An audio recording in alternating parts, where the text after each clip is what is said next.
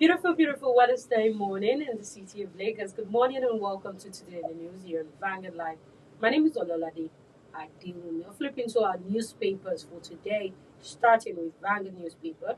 The headline on Vanguard says Trump diplomatic engagement yielding results, says federal government alleges certain U.S.-based lobby groups working to misrepresent Nigeria's situation. Federal government not doing enough to end Christian killings, says U.S. Congressman Tinubu. COAS meet behind closed doors. Shaibu assures Nigerians of improved security. Nigeria bleeding from its own divisions, says Vatican envoy. Embrace dialogue, not anger over Trump's comment, says nothing can to Nigerians. Terrorism in Nigeria multifaceted, says Afeni Ferry. Protest rocks casino communities over bandits attacks. Major story can be found on page 5 of the Bible newspaper. Top banner. Wike soldiers bicker over alleged land grabbing in Abuja. Tinubu's reforms winning north, says Badaru Anyim Ariwa think tank. All set for editors' conference in Abuja today. Edu pledges review of capital gains tax to boost investors' confidence. Lower banner. We have approved duty-free importation for aircraft spare parts, says Keyamo. No governor can complain of poor funding under Tinubu, says Sonwolu. PDP crisis. Lamido secures another court order stopping convention. Anambra poll. Soludo. Deputy receives certificates of return from INEC. That's what we have on the front page of Vanguard. Look into the Punch newspaper. The headline on the Punch says House shuts down plenary amid tension over budget. Over 45 bills report stalled. Reps grumble over inadequate funding during tense closed-door session. Top banner. Nigeria's debt may eat 193 trillion naira with new loans. Only 44% of social benefits reach poor Nigerians, said World Bank. Tinubu governors Sultan Grace Editors Conference today. PDP crisis deepens as Abuja court holds convention. World Cup playoffs. Eagles boycott training over bonuses. And lastly, NDLEA US UK unravel 338 billion naira global cocaine network. Away from the punch, a look into the Nation newspaper. Major headline on the Nation says Convention. Another court order throws PDP into disarray. Top banner. Wike military officer clash over land. Eagles boycott training over unpaid bonuses. Why state police is inevitable by Ubasani. Capital gains tax for review, says Edu. Away from the nation, a link into the Guardian newspaper. Major 9 on the Guardian says Ambition. Legal battle stall PDP convention. Threatening 2027 prospect. Top banner says Senate rebukes NNPC. Rejects explanation on unaccounted 310 trillion naira. Nigeria eyes 2.8 MPPD oil output as NUPRC begins licensing round. Federal government will suspend planned CGT over market concerns. Wike military officers feud over disputed FCT property. And lastly, genocide. Nigerians urge Tinubu to go harder on terrorists and bloodshed. That's all we have on the front page of the newspapers this morning. Join us after the break for a quick analysis of some of our top stories.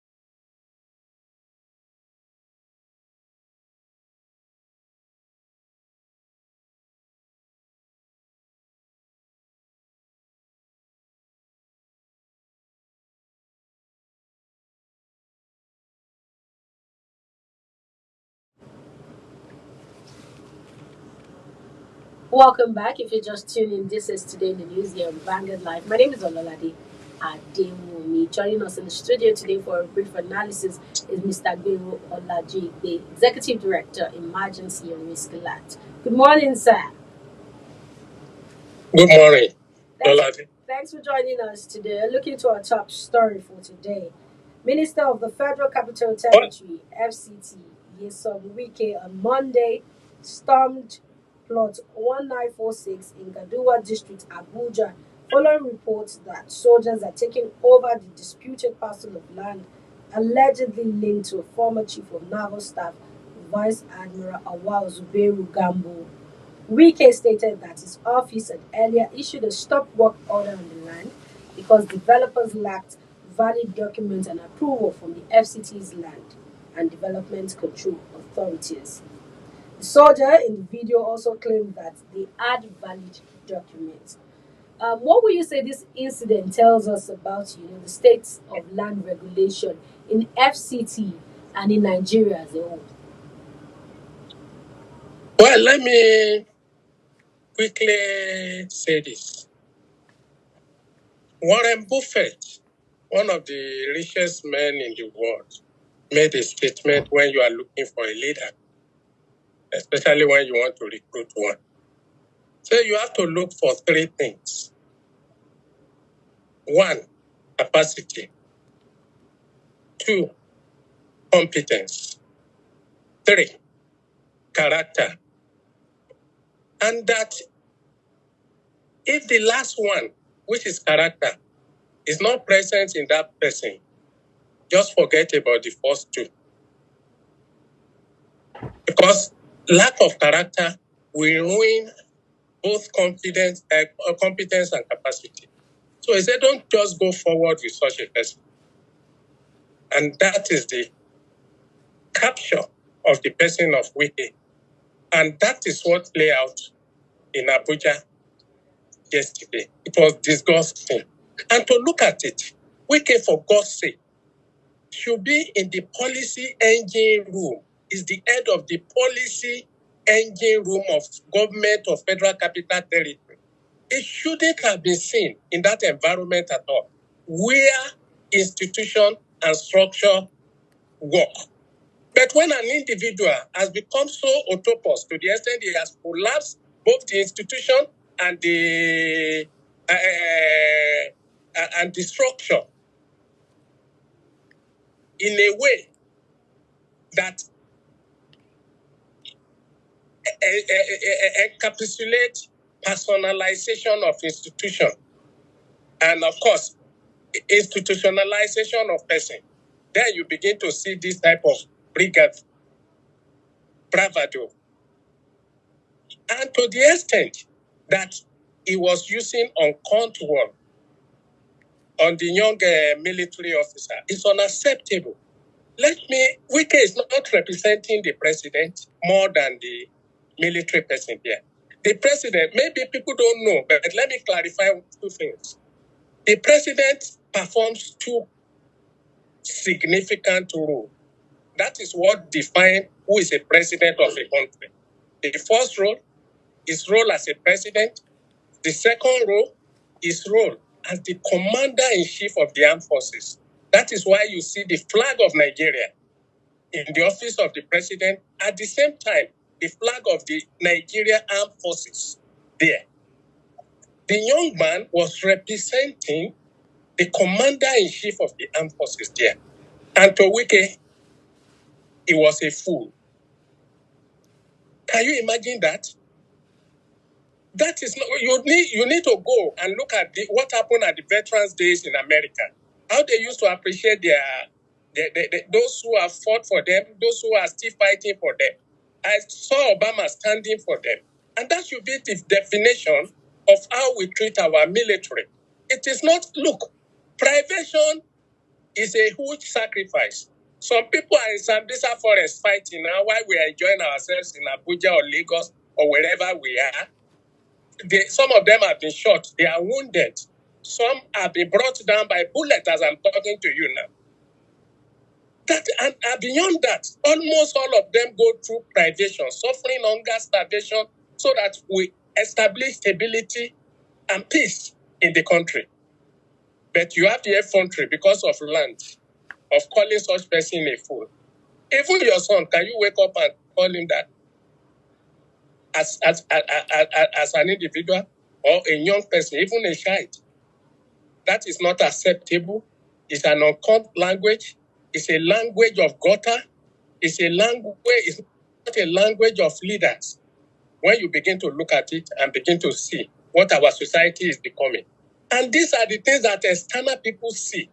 To the extent, even though I didn't agree and I don't still agree with him, of President Trump calling us a disgraced nation, was the action. And what you saw yesterday, not disgracing to a nation,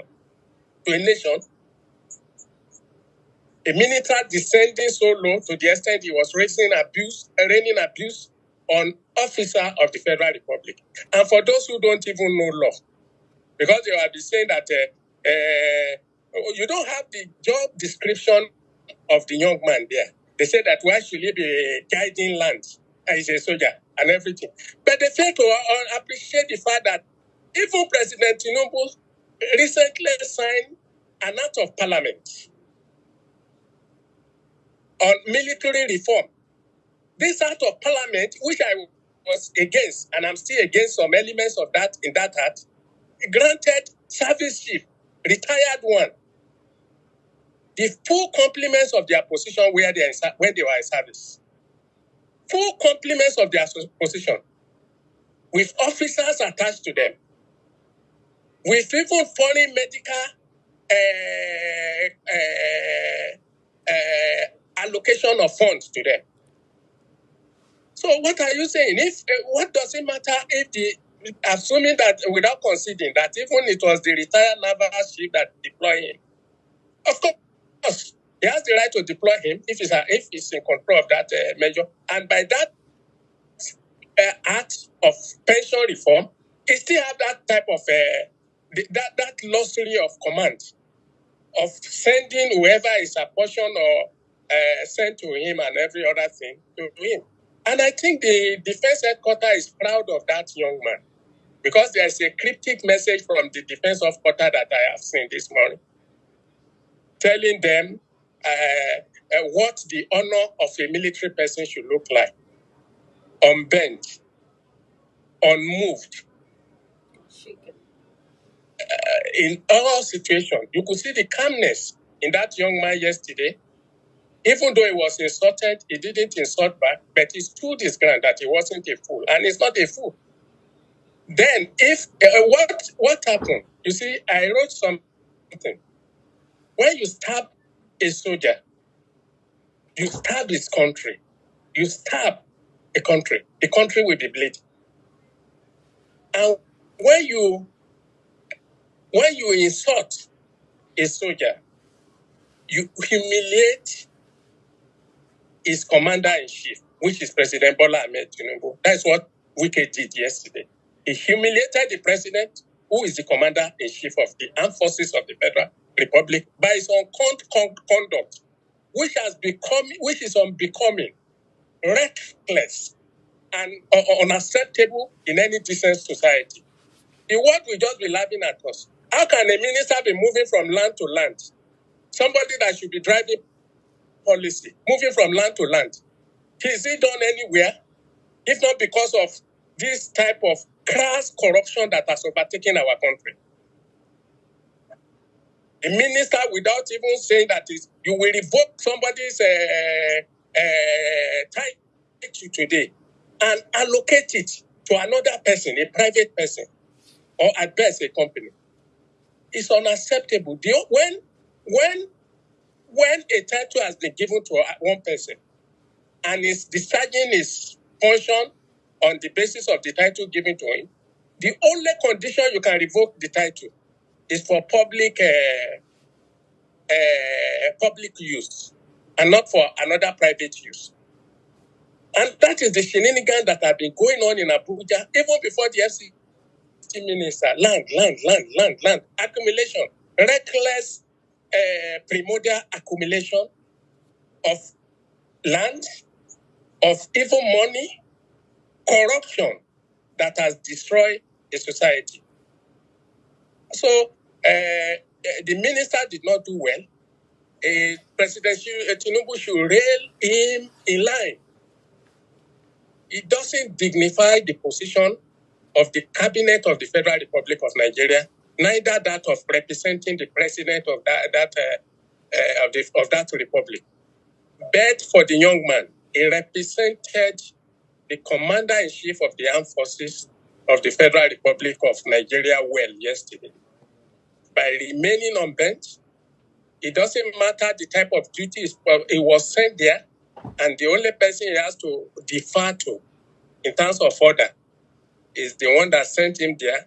And of course, if there's another upper one from the commander-in-chief, he should obey that.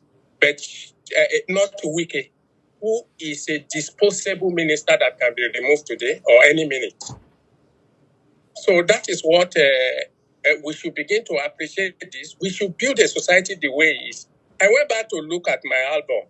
I saw a monument because I was with my friend, one of my British friends, in a place in Europe, leaning on a monument. Two of us. I look at what is written on that thing. Appreciative nation, a nation that is appreciative of its military, raising a monument for deprivation, for privation, for sovereign of the military in their land. I'm not saying that our military don't go do SS.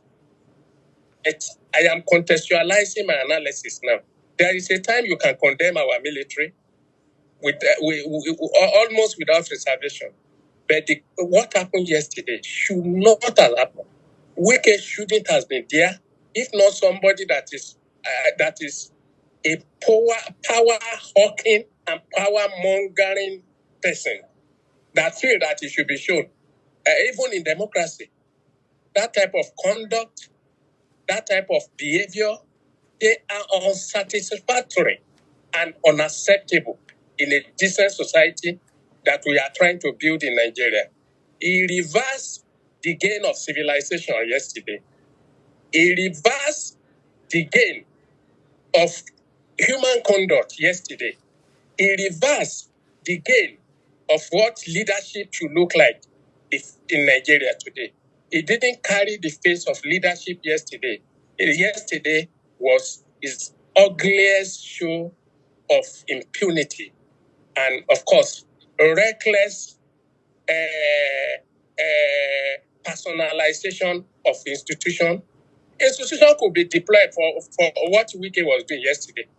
All you need to do, this same Wike has been demolishing people's houses without respecting, violating court orders. What is it? What does he know about impunity?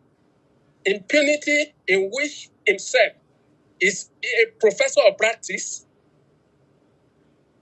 in impunity.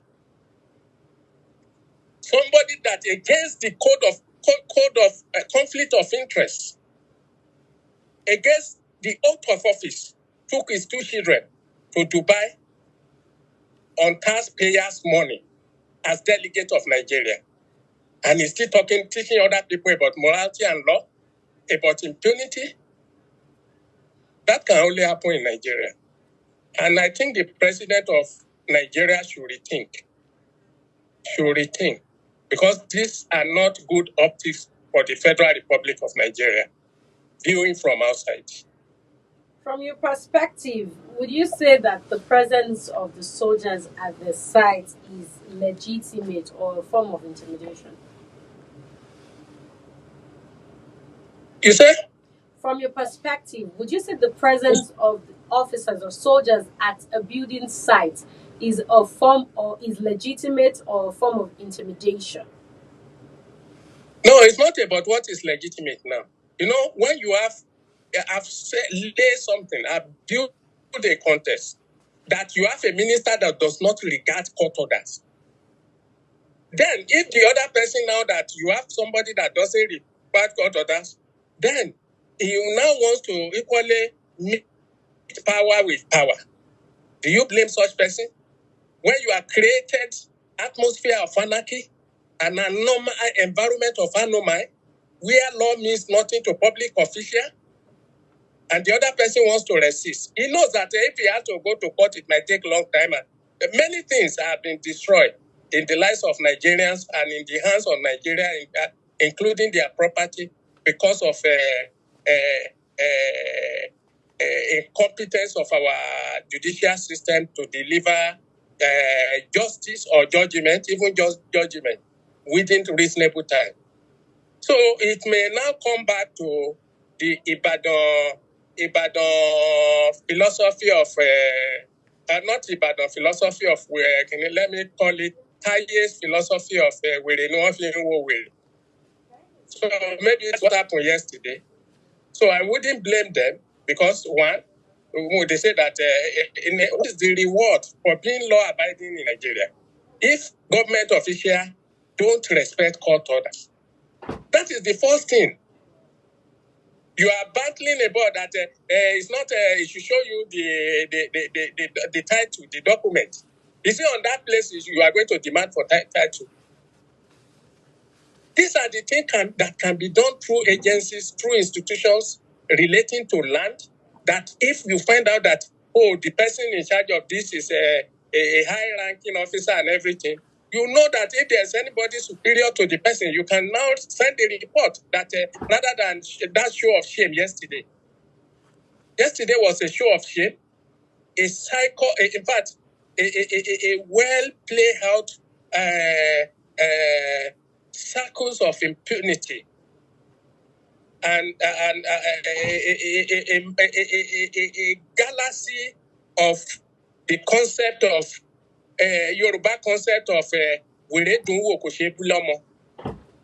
that is, it's always pleasant to watch a mad person display, but nobody pray to have him or her as a child. So that was what played out yesterday.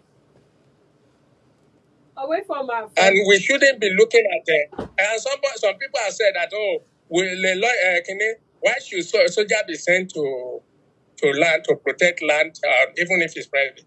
Do you determine where a superior officer will send a young man, a younger is it a younger or junior officer? So you are dealing with people with command structure, and that is what makes Wike more emotionally unintelligent yesterday.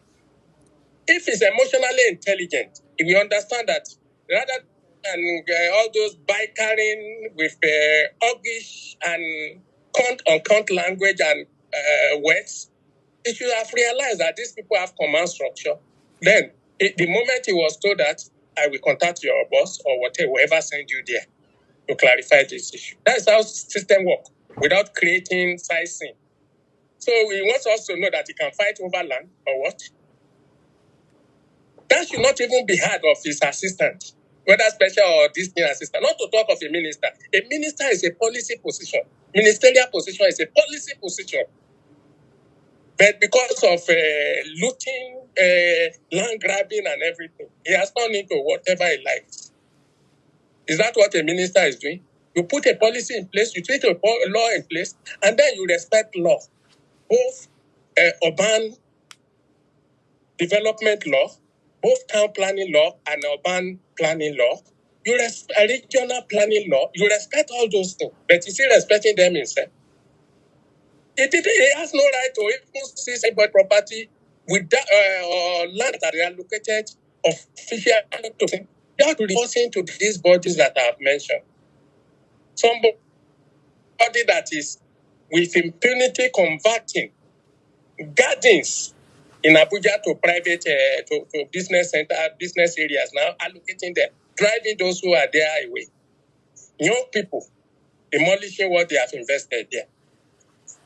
We can't afford to have it there. It's not possible in democracy. If we have rejected the military, we have rejected the military. If we don't want to live like civilians, like people that are reasonably democratic, then we should choose whether it's authoritarian governor. We should choose. Let's take a look into our second story. I think that's a good image for Nigeria.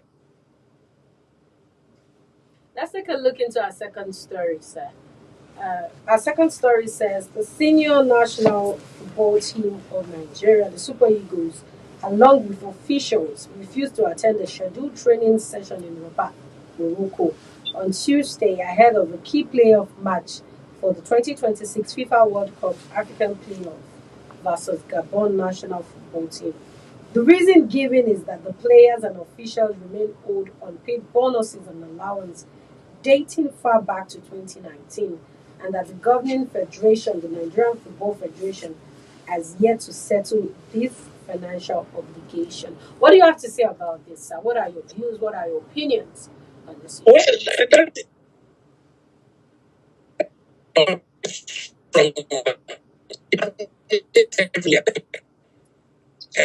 well, any lecture, any institution. We can hear you. Yes, What but I was talking. Yeah, what are your You are thoughts and talking about, opinion on the issue?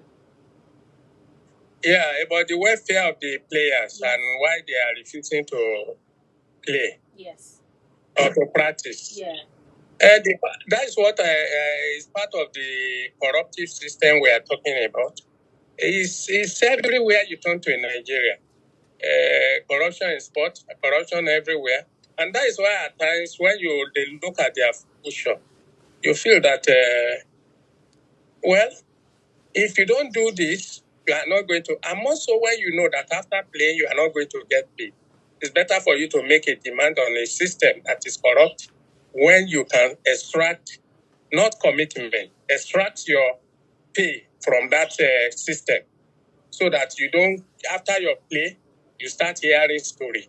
And also, this has not, of course, you saw one of the player bringing out a picture of the type of hotel that they were given the other day.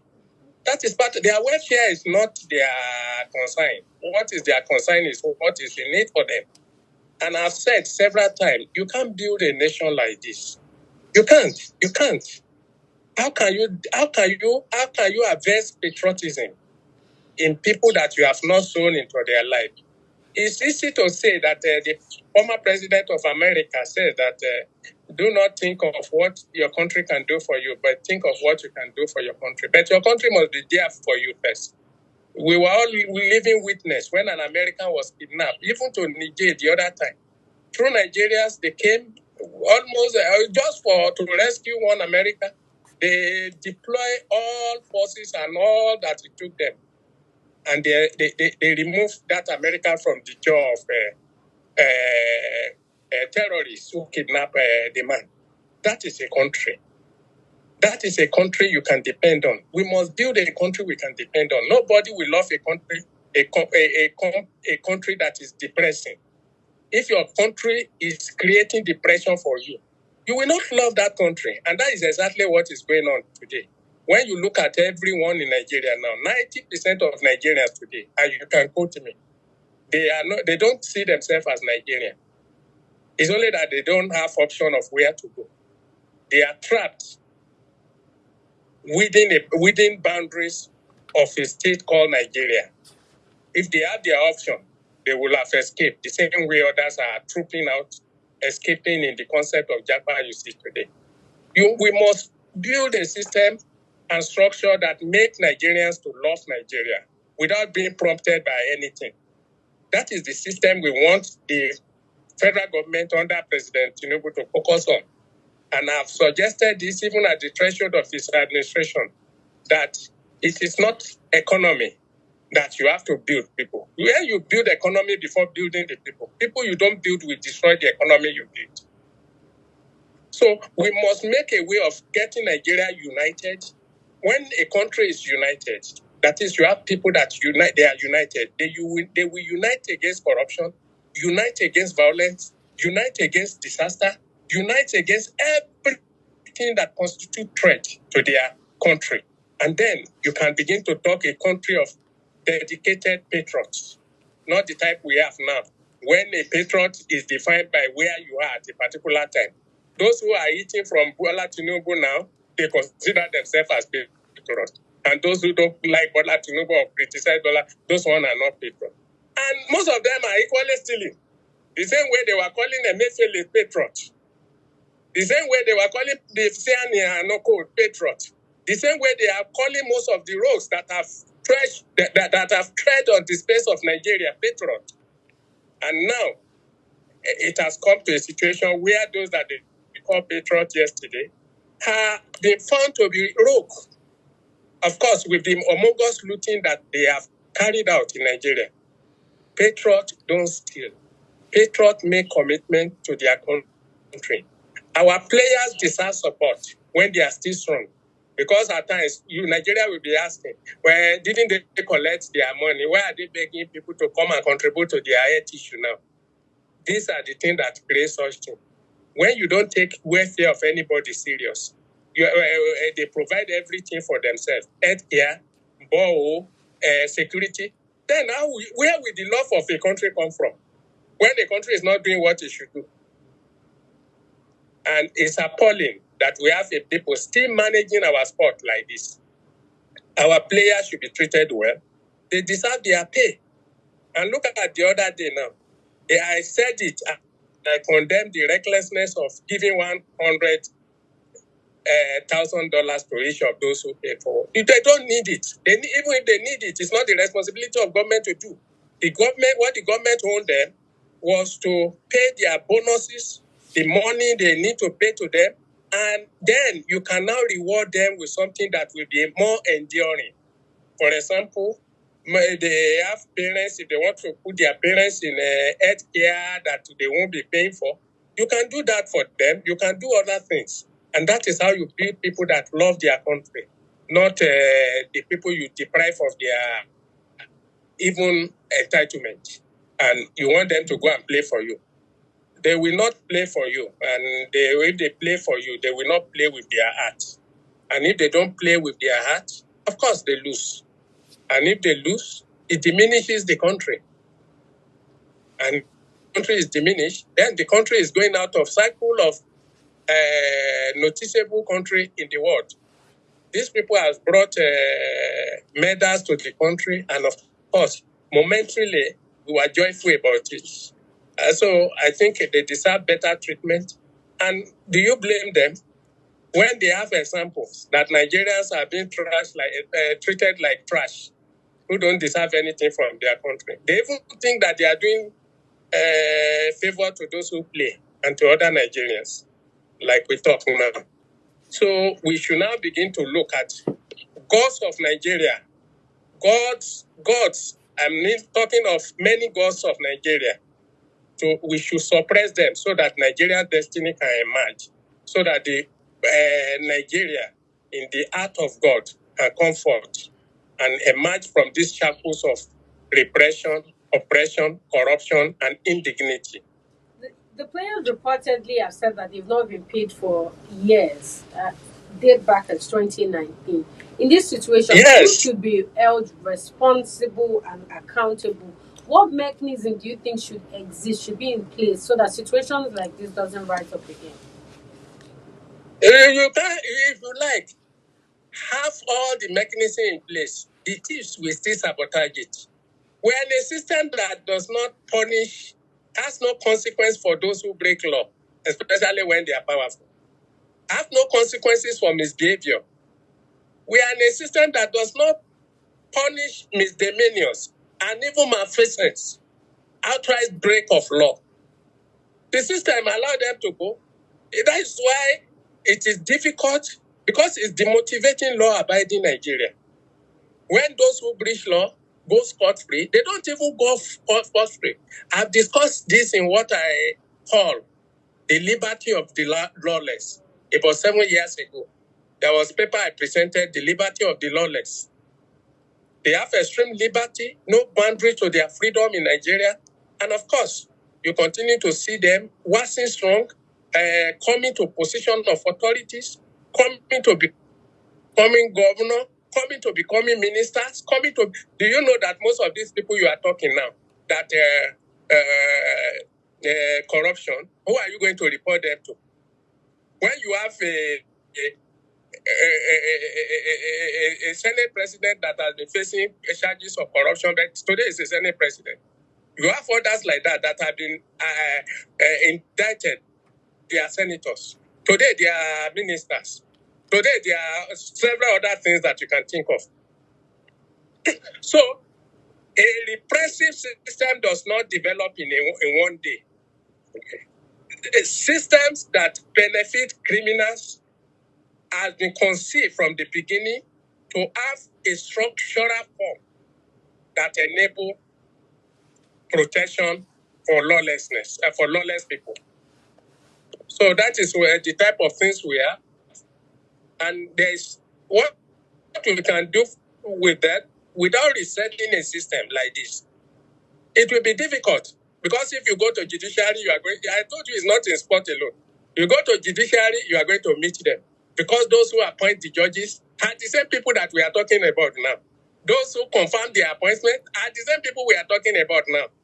So it is easy for them. That is why they can even spit on your face and say, go to court. Because they know that the system is corruption designed. So you have no remedy for the injustices that has been done to you or to other Nigerians. And that is the boldness, the audacity of criminals in power that you have today. Thank you very much for joining us today. Our time is fast spent. We can take more than this. It's a pleasure being with you. Thank you. That was Mr. Gbero Olaji, Executive Director, Emergency and Risk Alert. Do well to follow us on all our social media platforms as seen on your screen. For up-to-date stories, check our website. It's www.vanguardngr.com. My name is Ololade Adeoye.